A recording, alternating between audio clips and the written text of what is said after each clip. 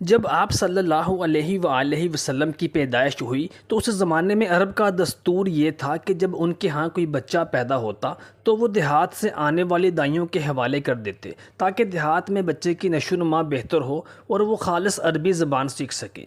قبیلہ بنو سعد کی ایک دائی حلیمہ سعدیہ بھی ان دائیوں میں شامل تھی جو ہر سال اپنے قبیلہ سے سفر کر کے مکہ مکرمہ آتیں اور وہاں سے بچوں کو گود لے کر ان کی پرورش کرتیں اور اس کے عوض میں اس بچے کے گھر والوں سے انعام و اکرام اور اجرت حاصل کرتی تھیں۔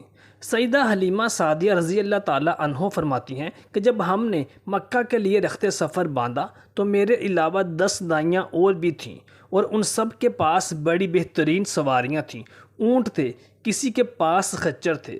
میرے پاس ایک اونٹنی تھی جو بہت سست، لاغر اور کمزور تھی، اور یہی حال میرا بھی تھا۔ میری چھاتیاں سوکھ چکی تھیں، ان میں دودھ نہ ہونے کے برابر تھا۔ میرا خود کا حقیقی بیٹا بھی بہت کمزور اور لاغر تھا، کیونکہ جب میرے اندر ہی طاقت نہیں تھی اور دودھ نہیں تھا تو میرا بچہ بھلا کیسے صحت مند اور توانا ہو سکتا تھا۔ میری سواری بھی نہایت کمزور اور سست اور لاغر تھی۔ یہی وجہ تھی کہ میں ان تمام دائیوں سے پیچھے رہ جاتی تھی۔ اس بار بھی جب میں سب دائیوں سے آخر میں مکہ مکرمہ پہنچی تو سب امیر اور اچھے گھرانوں کے بچے میرے ساتھ والی دائیاں لے گئیں جو کہ مجھ سے پہلے مکہ پہنچ چکی تھیں، لیکن میں چونکہ سب سے آخر میں پہنچی تھی تو آمنہ کا در یتیم یعنی محمد صلی اللہ علیہ وآلہ وسلم چونکہ یتیم تھے تو کسی بھی دائی نے آپ کو یہ سوچ کر گود میں نہ لیا کہ یہ بچہ تو یتیم ہے تو اس کے گھر سے ہمیں مال و دولت، اکرام اور اجرت بہت کم ملے گی۔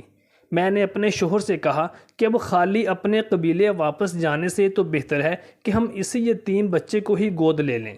چنانچہ میں نے اور میرے شوہر نے نبی صلی اللہ علیہ وآلہ وسلم کو گود لینے کا فیصلہ کیا، اور جب میں نے آپ کی والدہ ماجدہ سیدہ آمنہ علیہ السلام سے آپ صلی اللہ علیہ وآلہ وسلم کو لے کر آپ صلی اللہ علیہ وآلہ وسلم کو دودھ پیش کیا تو قدرت کا کرنا ایسا ہوا کہ میری چھاتیاں جو کہ سوکھی ہوئی تھیں دودھ سے بھر گئیں اور آپ صلی اللہ علیہ وآلہ وسلم نے دودھ نوش فرمایا۔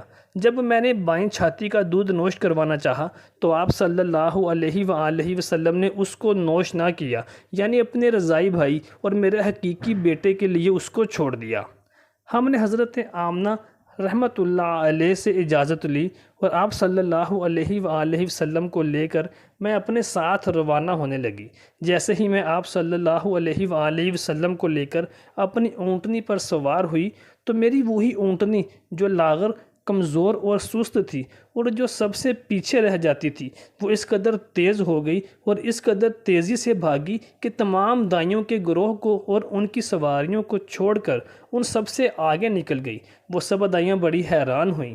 حلیمہ سعدیہ علیہ السلام فرماتی ہیں کہ میں نے جب آپ صلی اللہ علیہ وآلہ وسلم کو دودھ پلانے کے لیے گود میں لٹایا تو آپ صلی اللہ علیہ وآلہ وسلم دائیں طرف سے دودھ پینے لگے۔ پہلے میں نے بائیں طرف سے دودھ پلانا چاہا لیکن آپ صلی اللہ علیہ وآلہ وسلم نے اس طرف سے دودھ نہ پیا۔ دائیں طرف سے آپ صلی اللہ علیہ وآلہ وسلم فوراً دودھ پینے لگے۔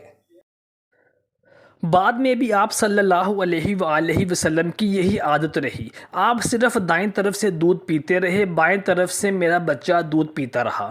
اس شام جب ہماری بکریاں چر کر واپس آئیں تو ان کے تھن دودھ سے بھرے ہوئے تھے، جبکہ اس سے پہلے ایسا کبھی نہیں تھا۔ ان میں سے دودھ بہت کم نکلتا تھا اور بہت مشکل سے نکلتا تھا۔ ہم نے اس دن اپنی بکریوں کا دودھ دھویا تو ہمارے سارے برتن بھر گئے اور ہم نے جان لیا کہ یہ ساری برکت اس بچے کی وجہ سے ہے۔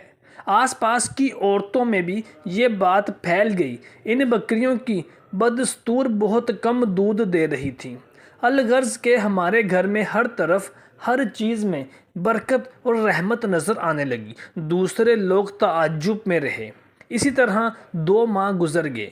2 ماہ میں ہی آپ صلی اللہ علیہ وآلہ وسلم چلنے پھرنے لگے، پھر 8 ماہ کے اندر ہوئے تو باتیں کرنے لگے اور آپ صلی اللہ علیہ وآلہ وسلم کی باتیں سمجھ میں آتی تھیں۔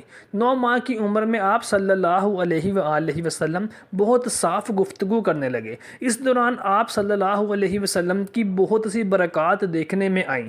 حلیمہ سعدیہ فرماتی ہیں کہ جب میں آپ صلی اللہ علیہ وآلہ وسلم کو اپنے گھر لے کر آئی تو بنو سعد کا کوئی گھرانہ ایسا نہ تھا جس سے مشک کی خوشبو نہ آتی ہو۔ اس طرح سب لوگ آپ صلی اللہ علیہ وآلہ وسلم سے محبت کرنے لگے۔ پھر جب آپ 2 سال کے ہو گئے تو ہم آپ صلی اللہ علیہ وآلہ وسلم کو لے کر آپ کی والدہ کے پاس آئے۔ اس عمر کو پہنچنے کے بعد بچوں کو ماں باپ کے حوالے کر دیا جاتا تھا۔ ادھر ہم آپ کی برکات دیکھ چکے تھے اور ہماری آرزو تھی کہ ابھی آپ کچھ اور مدت کے لیے ہمارے پاس رہیں۔ ادھر قدرت کا کرنا ایسا ہوا کہ ان دنوں مکہ میں کوئی وبا پھوٹ پڑی۔ جب ہم نبی صلی اللہ علیہ وآلہ وسلم کو واپس ان کی ماں کے پاس چھوڑنے گئے تو ہم نے کہا کہ مکہ میں وبا پھوٹ چکی ہے اور ہم چاہتے ہیں کہ آپ صلی اللہ علیہ وآلہ وسلم مزید کچھ سال کچھ عرصہ ہمارے پاس رک جائیں تاکہ مکہ کی آب و ہوا بچوں کے لیے صحت بخش ہو جائے تو پھر ان کو چھوڑ جائیں گے۔ آپ کی والدہ ماجدہ مان گئیں اور یوں نبی صلی اللہ علیہ وآلہ وسلم مزید کچھ سالوں کے لیے ہمارے مہمان بن گئے۔ محترم دوستو، اگر آپ کو نبی صلی اللہ علیہ وسلم کی سیرت پر مشتمل مزید ویڈیوز اور معلومات چاہیے تو کمنٹ سیکشن میں ضرور بتائیے گا۔